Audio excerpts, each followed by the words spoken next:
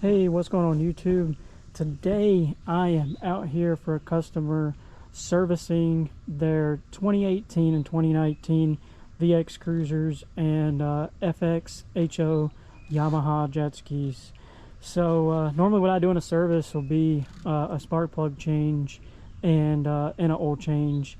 And this customer did notify me that I think he waited a little bit too long to change the oil in it.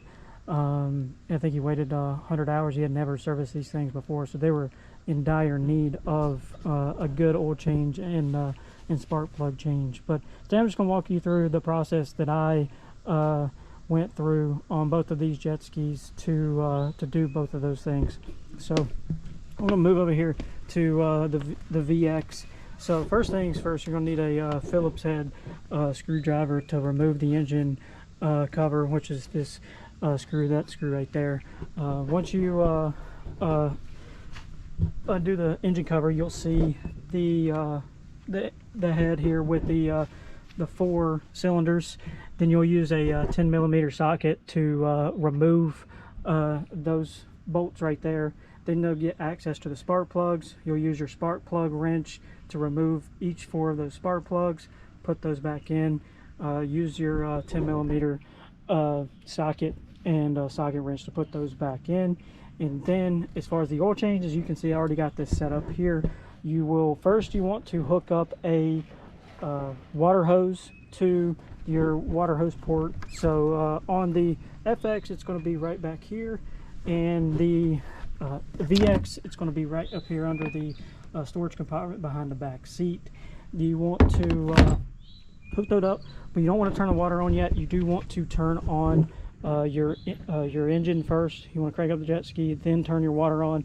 Run that for about 5 minutes, get the engine oil nice and hot, and then you want to shut that down, shut the water off, and then you can proceed with the oil change process.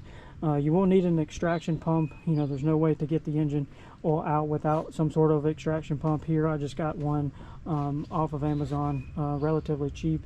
And then I have a 12-volt battery here that it's connected to. You can also use the jet ski battery as well if you don't have a spare one. And then I have the hoses connected up. I'm going to put the one was extracted out right there where the dipstick is, and then just turn it on, let it extract all that oil. I got my reservoir there to pump. I got the old oil there, and then going to let that run until pretty much all the engine oil is out. Then once that's out, I'm going to remove the filter. The filter's going to be right down here.